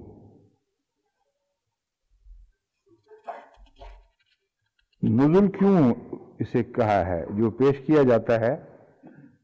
اسے نزل کیوں کہا جاتا ہے؟ میرے نزدیک اس میں حکمت یہ ہے کہ مہمان کی عزت افزائی ہے، اس کے سامنے اوپر سے اس کو عطا نہیں کیا جاتا، وہ اس کے لیے ذلت اور تحقیر کا موجب ہو سکتا ہے۔ اسے اتار کر پیش کیا جاتا ہے، یعنی وہ جو عزت کرنے والا ہے وہ جھکتا ہے، گویا کہ وہ اس کے سامنے ایک چیز اتار کر پھر نیچے سے پیش کرتا ہے، یہ مراد ہے، اوپر سے اترتی نہیں ہے اس کے لیے۔ یہ مفہوم اس لیے مناسب ہے کہ قرآن کریم میں جو اللہ تعالیٰ فرماتا ہے نزلا من غفور الرحیم، تو خدا مہمان نوازی جب کرتا ہے تو مہمان نوازی میں اکرام داخل ہے۔ اگر اکرام کے معنی لیے جائیں تو پھر خدا تعالیٰ تو معزز ہے، سب سے اونچا ہے، اور اکرام میں خدا تعالیٰ کی کوئی شان کے اوپر حرف تو نہیں آتا۔ ادنا لوگوں کو کے سامنے جھک کر کے چیز پیش کرنا جس طرح مہمان نوازی کی جاتی ہے، تو یہاں میں سمجھتا ہوں کہ نزول میں اس کے طرز عمل کی طرف اشارہ ہے جو میزبان ہے، وہ اترتا ہے اپنے منصب سے اور مہمان کی عزت کی خاطر اس کو اس طرح پیش کر رہا ہوتا ہے کہ وہ قبول کرے گا تو میری عزت افزائی ہوگی۔ تو یہ معنی نزول میں داخل ہیں اور خدا تعالیٰ کی شان کے خلاف نہیں بلکہ شان کو بڑھانے والے ہیں۔ خدا تعالیٰ میں بھی اپنے بندوں کے لیے توبہ کے لیے جھکنا اور ان کی حالتوں میں نیچے اترنا، انا عند ظن عبدی بی کا مضمون یہ صاف بتا رہا ہے کہ خدا تعالیٰ خود اپنے بندوں کے لیے اترتا ہے۔ لیلۃ القدر میں خدا کا نیچے اتر آنا یہ اس کی تخفیف نہیں ہے بلکہ خدا کی اکرام کی کرم کی شان ہے۔ جتنا زیادہ انسان کسی کی خاطر اپنے اخلاق حسنہ کی وجہ سے اس کے اس طرح خاطر کرے گویا کہ وہ ایک معزز چیز ہے، تو اس کو معزز بنانے والے کی ذلت نہیں ہوا کرتی۔ تو نزول میں سمجھتا ہوں رسول وہ جو محاورہ ہے نا مہمان کا کی خدمت، اگر اوپر سے اتارنا مراد ہوتی ہے تو اس کے منہ پہ مارنے والی بات ہے، میزبان کے ایٹیچیوڈ کی طرف اشارہ زیادہ ہے، وہ اس طرح پیش کرتا ہے جیسے وہ جھک گیا ہے، اور یہی نظر آتا ہے مہمان نوازی میں، اس کی جان یہی ہے۔ نزیل مہمان کو بھی کہتے ہیں، اترنے والے کو، تو اس پہلو سے ایک ظاہری معنی بھی بن جاتا ہے کہ نزیل کے پاس سامنے جو پیش کیا جائے وہ نزل ہے، اترنے والا مہمان ہے، کھانا نہیں اترا، لیکن نزیل کی نسبت سے جو کچھ اس کے سامنے رکھا جائے اسے نزول کہا جاتا ہے۔ یہ تاج اقرب الموارد نے اور تاج العروس نے یہ تاج العروس نے معنی دیے ہیں۔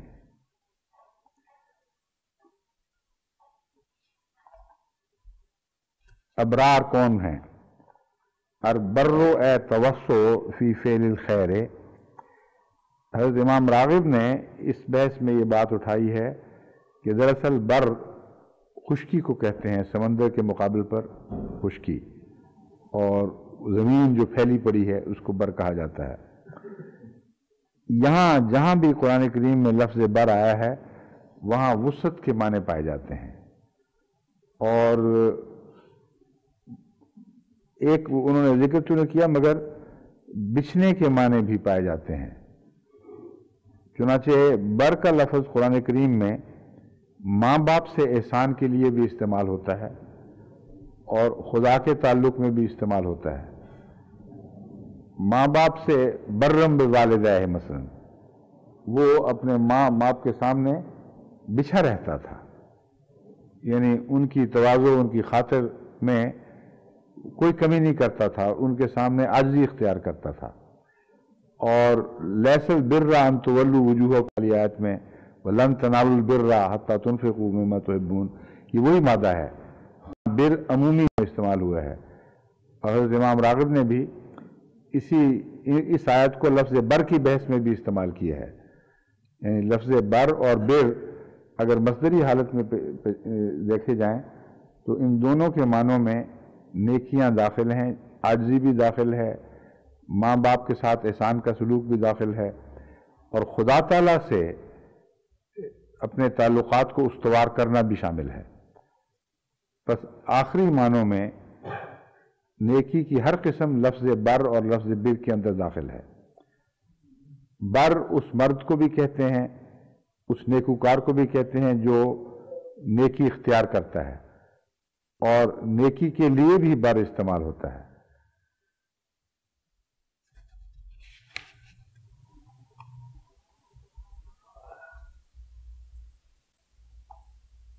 تاج العروس میں ہے کہ اس کے معنی دراصل وسعت کے ہیں۔ وسعت والے مفہوم کی پیش نظر قرۂ عرض کو بر کہا گیا ہے، اور یہ لفظ شفقت، احسان اور صلہ رحمی کے معنوں میں بھی مشہور ہو گیا ہے۔ میرے نزدیک یہ جو مشہور ہونا ہے اس کی وجہ یہ ہے کہ زمین جو پھیلی پڑی ہو وہ آپ کے سامنے بچ جاتی ہے، آپ اسے جس طرح چاہیں استعمال کریں، وہ آپ کی خدمت کے لیے حاضر رہتی ہے، آپ کے قدموں کے نیچے ہوتی ہے۔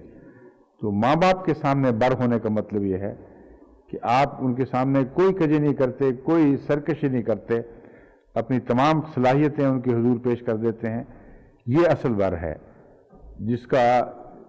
جو خصوصیت کے ساتھ حضرت یحییٰ میں بھی پائی جاتی تھی، حضرت عیسیٰ علیہ السلام میں بھی پائی جاتی تھی۔ حضرت مسیح موعود علیہ السلام نے بائبل سے موازنہ کرتے ہوئے اس مضمون کو بھی اٹھایا ہے، قرآن کا بائبل سے، کہ دیکھو تم اس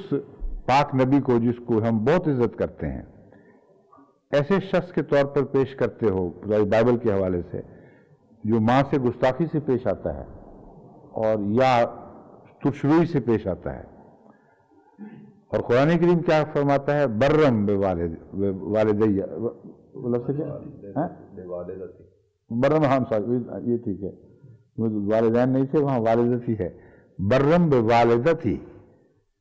کہ میں تو اپنی ماں کے حضور جھکا رہتا ہوں ہمیشہ، اور عاجزانہ اس کے سامنے بچھا ہوا ہوں۔ تو یہ معنی ہیں لفظ بر، جس کی جمع ابرار ہے، پہلے بھی ذکر چکا ہے، وہ توفنا ذکر گزر چکا ہے، توفنا مال ابرار۔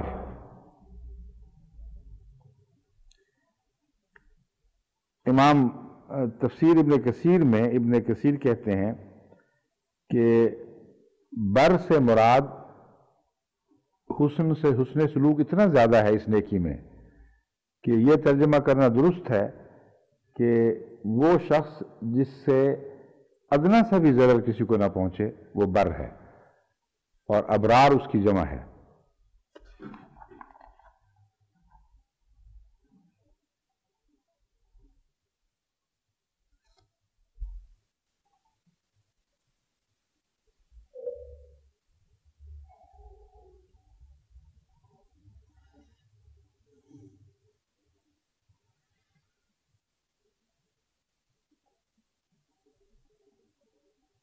وہ جو مہمانی والا پہلو ہے اس کا تفسیریں ذکر کرتی ہیں، روح المعانی میں ہے کہ یہ اللہ تعالیٰ کے لطف کے معاملے کا اظہار ہے کہ ان کی عزت افزائی ہوگی جنت میں۔ ابن مسعود سے روایت ہے کہ کسی بھی نفس کے لیے خواہ وہ نیک ہو یا بد، موت کے سوا کوئی چارہ نہیں۔ اگر وہ نفس نیک ہے تو اس کے لیے بہتر ہے، خدا تعالیٰ فرما چکا ہے وَمَا عِندَ اللَّهِ خَيْرٌ لِلْأَبْرَارِ۔ یہ تو وہی ترجمہ ہی ہے، کوئی خاص تفسیری پہلو تو نہیں ہے اس میں۔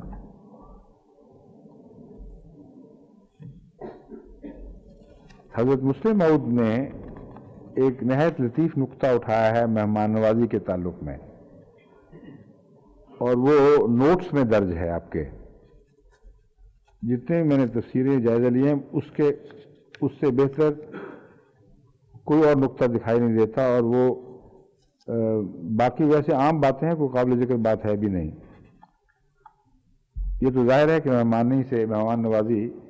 میں ایک اکرام کا پہلو ہے جو میں بیان بھی کر چکا ہوں۔ حضرت مسلم موعود نے جو پہلو اٹھایا ہے وہ یہ ہے کہ مہمان نوازی تو عام طور پر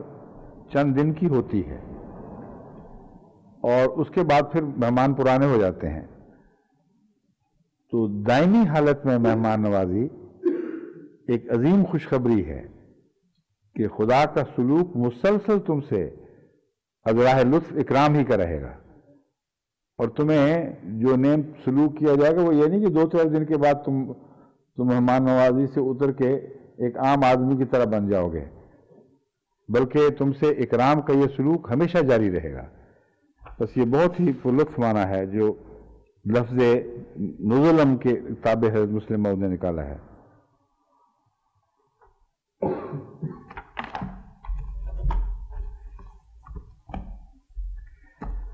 لیکن الذین اتقوا ربهم لهم جنات تجری من تحتها الانہار خالدین فیہا نزلا من عند اللہ وما عند اللہ خیر للابرار۔ ان لوگوں کے تقابل میں جو ان کا سلوک، جن سے خدا تعالیٰ کا سلوک کا ذکر ملا ہے بحیثیت ان کے انجام کے، ماواہم جہنم وہ جہنم میں ہوں گے اور بہت ہی برا ٹھکانہ ہے۔ یہ فرمایا وہ لوگ جو اللہ اپنے رب کا تقوی اختیار کرتے ہیں ان کے لیے جنات ہیں جن کے دامن میں نہریں بہتی ہوں گی، وہ ہمیشہ اس میں رہیں گے۔ نزل من عند اللہ وما عند اللہ خیر للابرار۔ اس کا آخرت کے ساتھ تعلق تو ظاہر و باہر ہے، اور یہ وہ مضمون کا دھاگا ہے جو کھلا کھلا چل رہا ہے مسلسل۔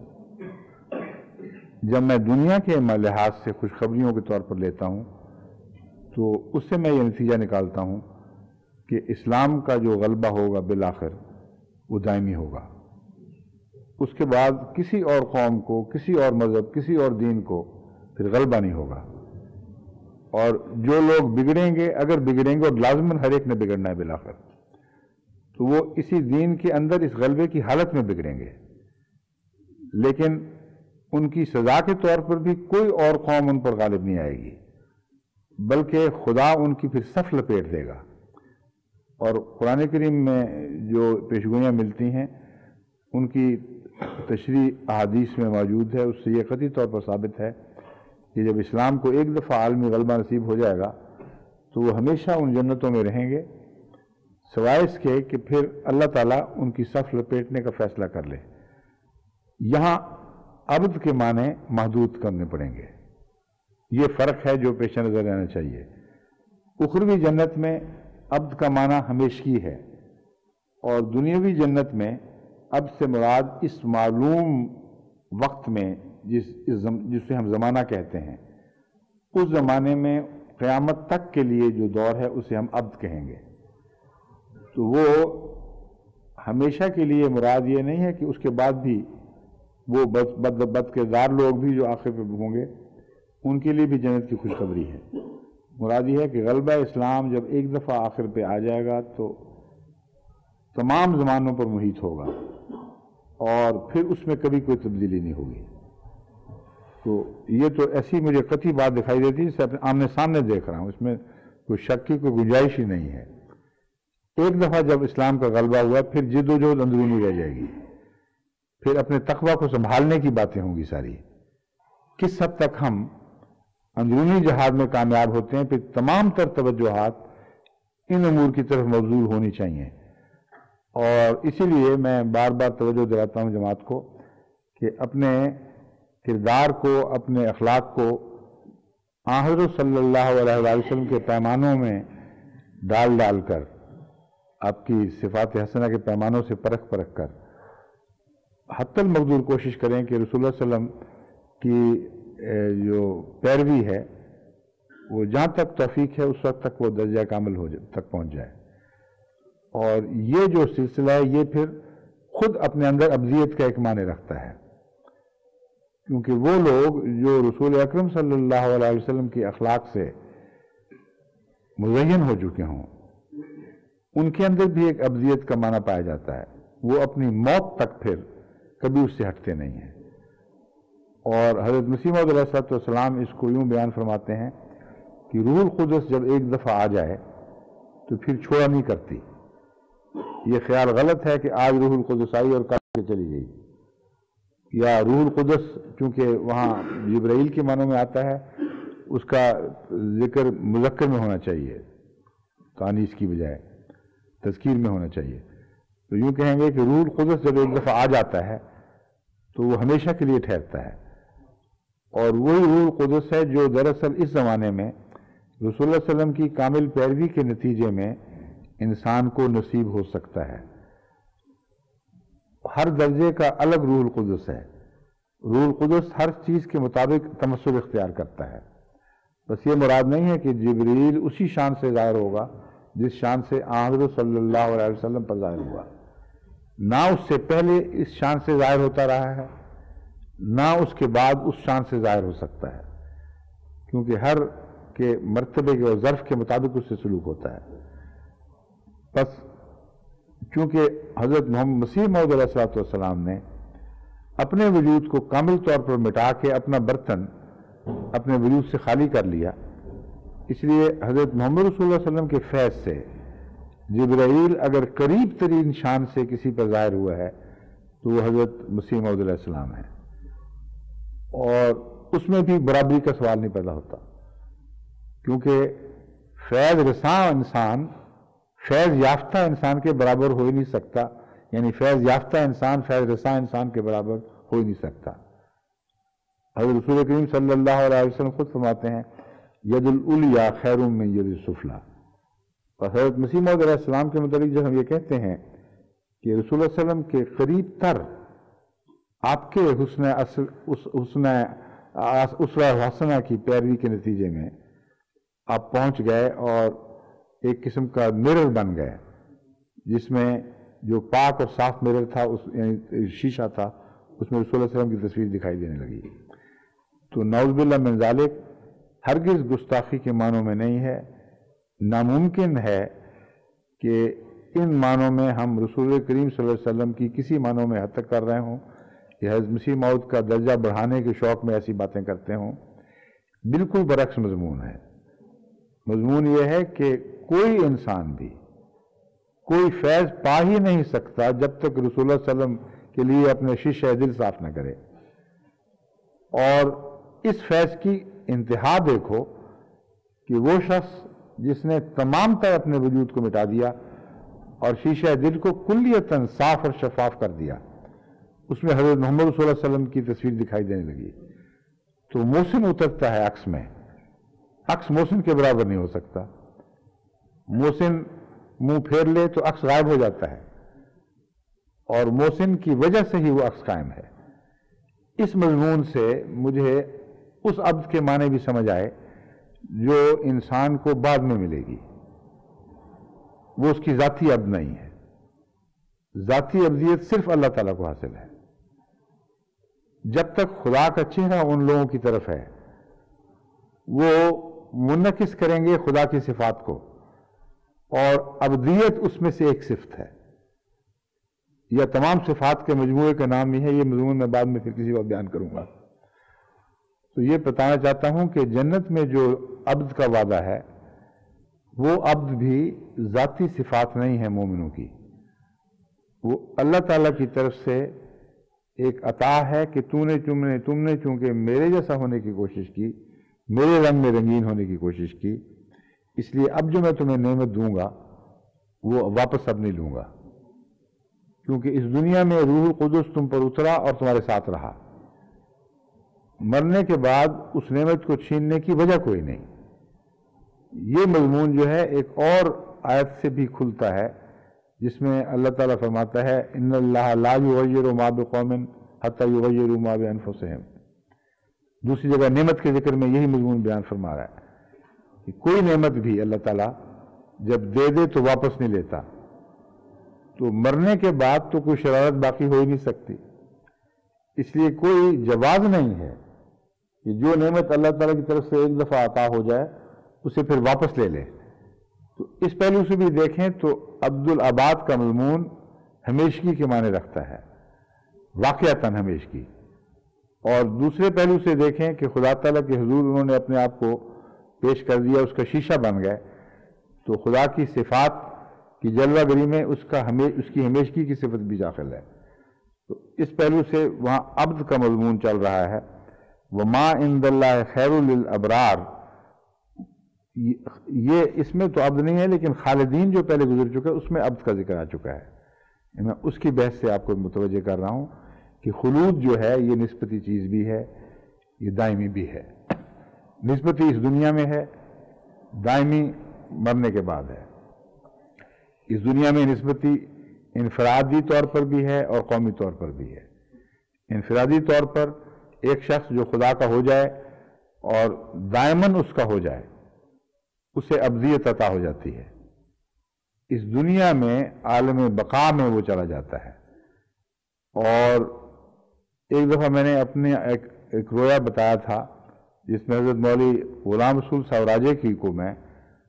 غلام رسول بقاپوری کہتا ہوں،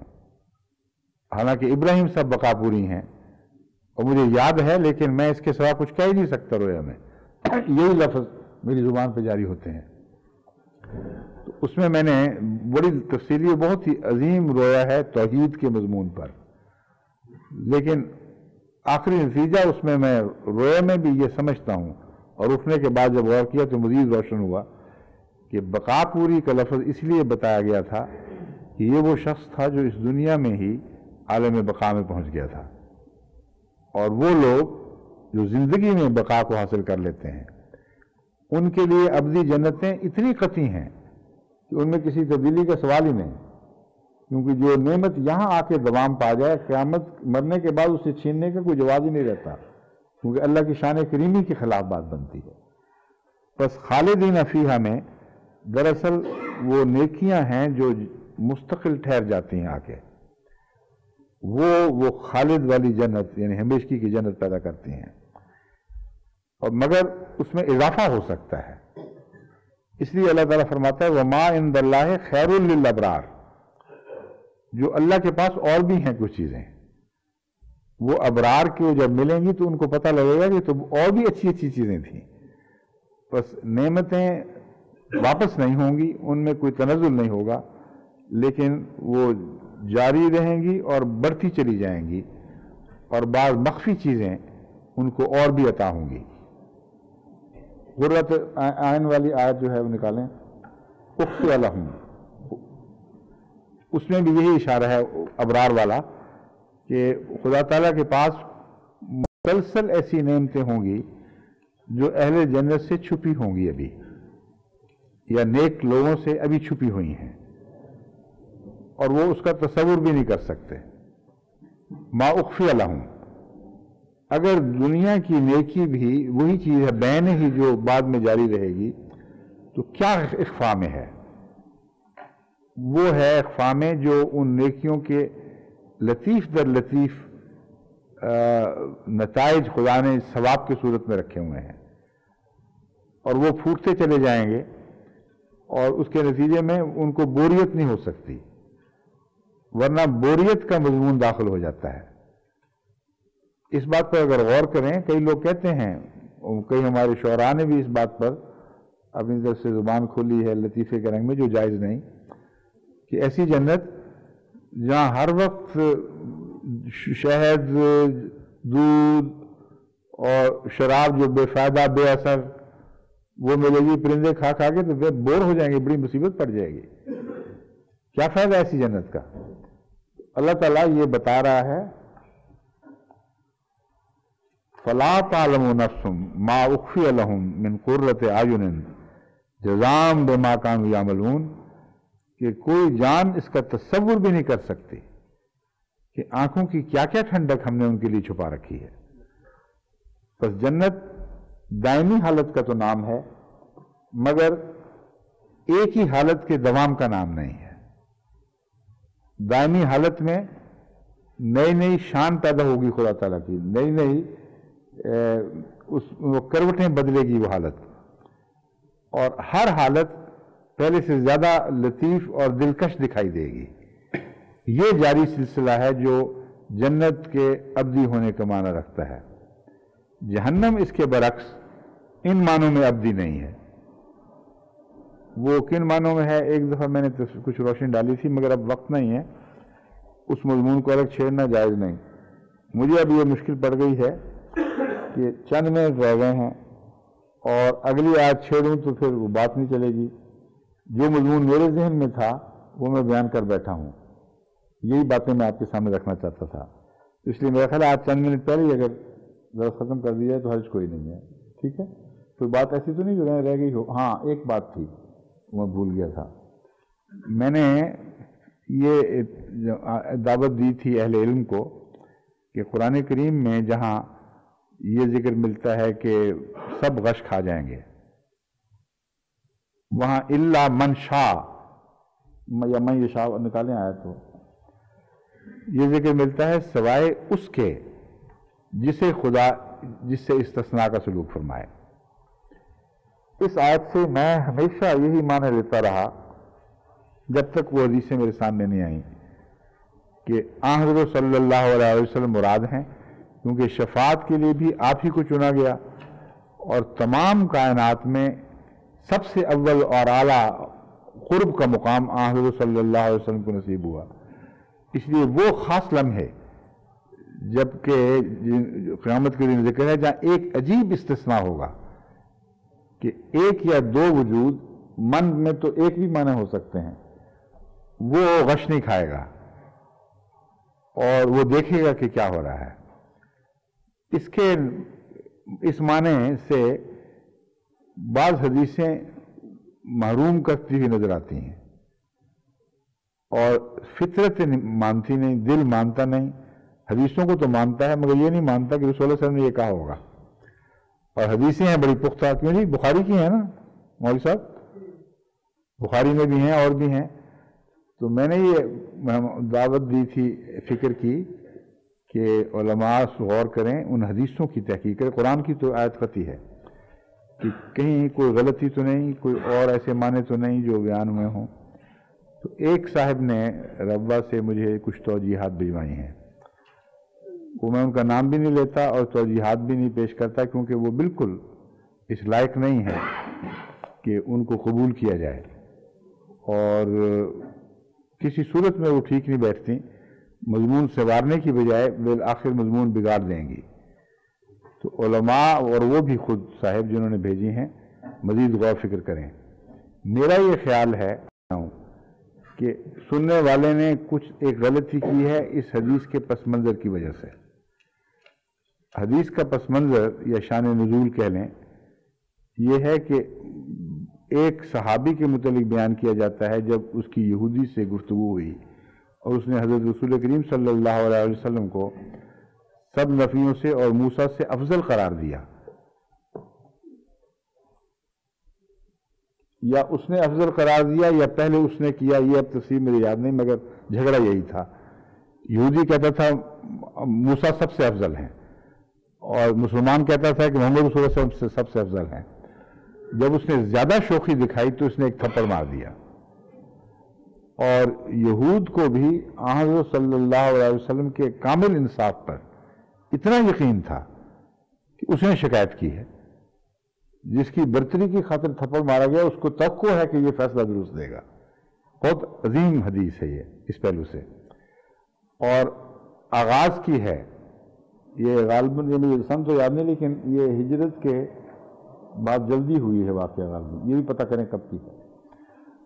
تو جب اس نے کہا کہ رسول اللہ صلی اللہ علیہ وسلم نے فرمایا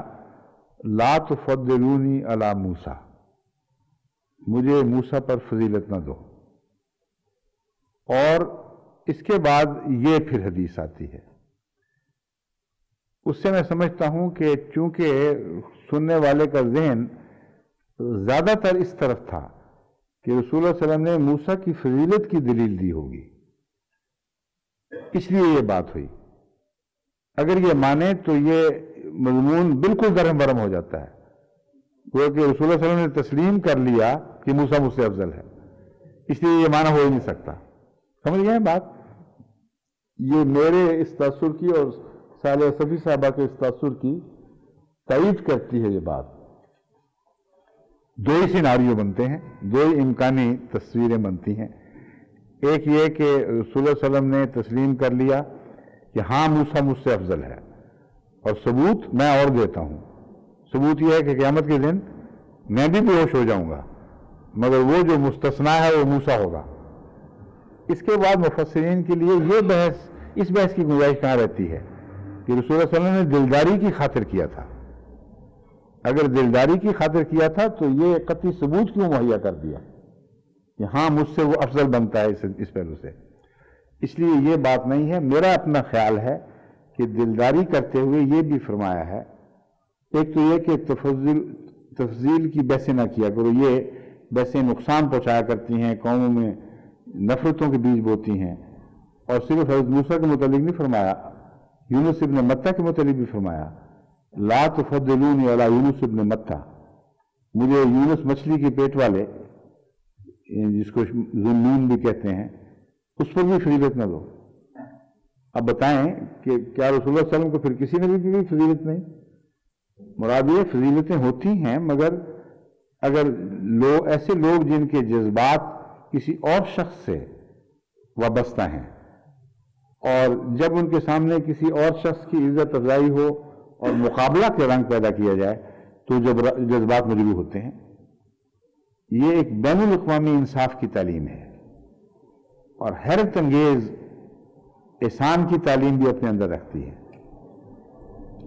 आम मज़ाहिब अगर ये कहें तो एक सिर्फ अदल से ताल्लुक़ रखने वाला मज़मून है। अगर हज़रत मोहम्मद रसूलुल्लाह सल्लल्लाहु अलैहि वसल्लम फरमाएं तो इस इल्म के साथ फरमा रहे हैं कि मैं अफजल हूं और खुदा ने मुझे तमाम पर फायक फरमाया है।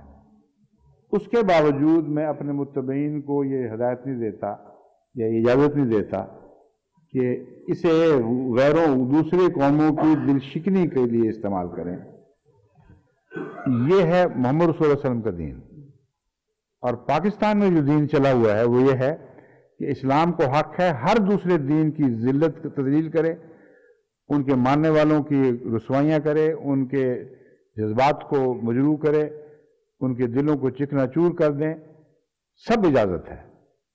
मगर किसी गैर मजहब वाले को इस मुसलमानों की दिल शिकनी की इजाज़त नहीं। कितना बिल्कुल बरक्स मजमून, इसको तकल्लुब कहते हैं, उलट पुलट हो जाए मजमून। ये कैसे मुमकिन है कि हज़रत सल्लल्लाहु अलैहि वसल्लम का ये उसवा हसना हो और मौलवी ये दीन मोहम्मद रसूलुल्लाह सल्लल्लाहु अलैहि वसल्लम की तरफ मंसूब करें?